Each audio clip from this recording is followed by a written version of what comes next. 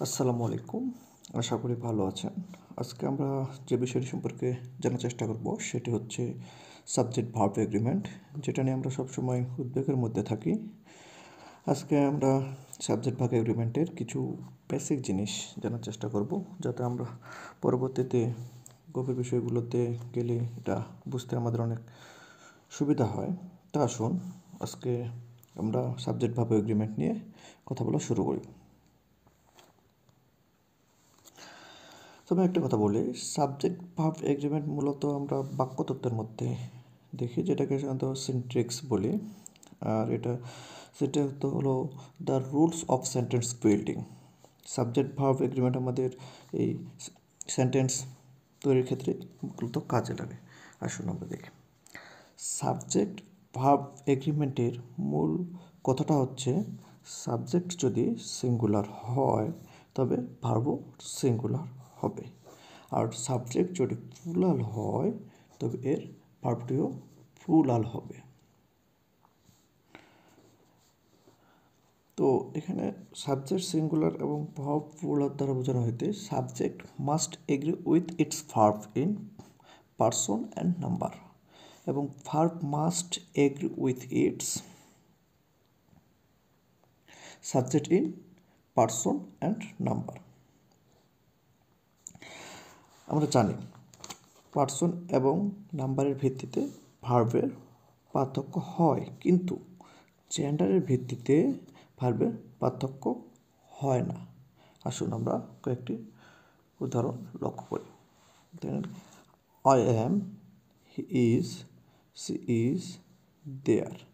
আমরা যদি এখানে লক্ষ্য করি তাহলে আমরা দেখব পারসন এবং নাম্বার এর ভিত্তিতে কিন্তু ভার্বের ভিন্নতা রয়েছে, কিন্তু জেন্ডার, এখানে হি এবং সি দুটি ভিন্ন জেন্ডার, কিন্তু এখানে ভার্বের কোনো পরিবর্তন হয় নাই, ভার্ব একই রকম আছে। এখানে ফ্যামিনিন এবং মাস্কুলিন জেন্ডারের ক্ষেত্রে কিন্তু আমাদের ভার্বের পরিবর্তন হচ্ছে না। এখানে কিন্তু হচ্ছে আমাদের ভার্বের পরিবর্তনটা হচ্ছে মূলত নাম্বারের উপর ভিত্তি করে বা পার্সনের উপর ভিত্তি করে।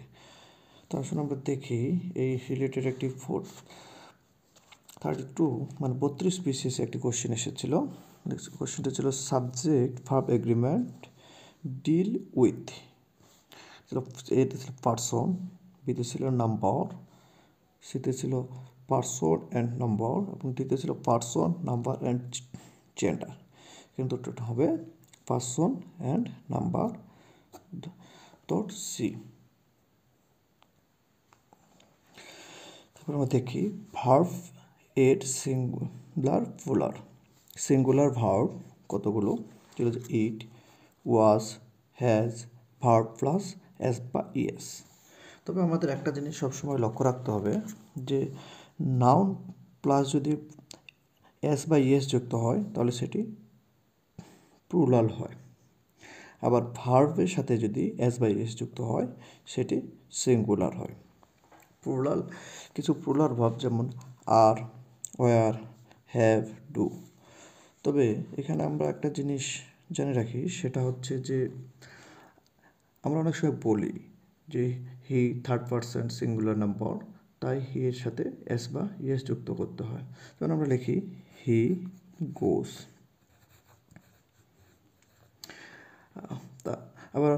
তাহলে আমরা আই এর সাথে আই গোস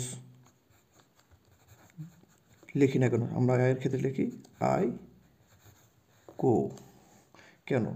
এখানে হচ্ছে যে আমরা যদি বলি যে আমরা এখানে বিশেষ দস্তুরের দিকে একটু লক্ষ্য করি, তাহলে দেখব ভার্বের সিঙ্গুলার বা প্লুরাল শুধুমাত্র থার্ড পারসন এর জন্যই প্রযোজ্য হয়। তার ভার্ব এর সাবজেক্ট হিসাবে বসতে পারে। আমরা এখন কতগুলো দেখব যেগুলো ভার্বের সাবজেক্ট হিসাবে বসতে পারে। যেমন আমরা যে নাউন কিন্তু ভার্বের সাবজেক্ট হিসাবে বসতে পারে। প্রোনাউনও কিন্তু ভার্বের সাবজেক্ট। নাউন ক্লজ, ইনফিনিটিভ হচ্ছে কি 2 প্লাস V1।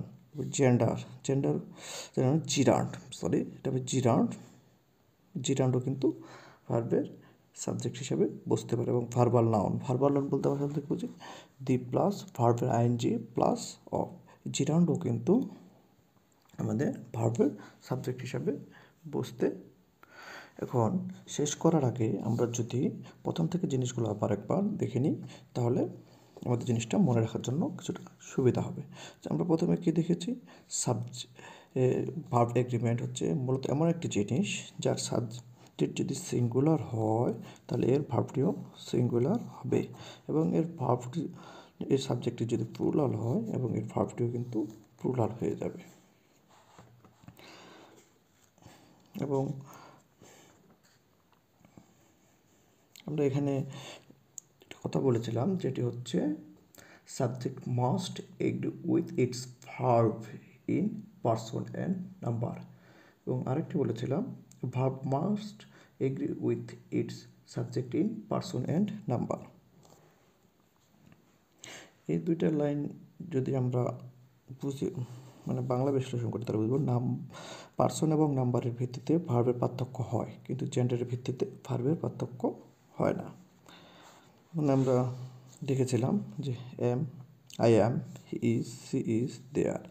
এখানে হি এবং সি জেন্ডারের ভিত্তিতে হতে হয় না, এখানে একই রকম ছিল ইজ, এবং আই এবং দে ভিত্তিতে ভার্বের পরিবর্তন হয়েছিল। এবং এখানে আমরা একটি বিসিএসের কোশ্চেন দেখেছিলাম যেটি সাবজেক্ট ভার্ব এগ্রিমেন্ট কিসের সাথে ডিল করে, সেটা ছিল পারসন এবং নাম্বারের সাথে।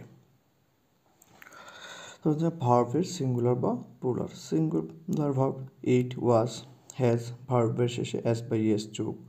তারপরে আমরা আরও জেনেছিলাম যে নাউন প্লাস যদি এস বা ইএস যুক্ত হয়েছিল সেটি প্লুরাল হয়, এবং ভার্বের সাথে এস বা ইএস যুক্ত হলে সেটি সিঙ্গুলার হয়।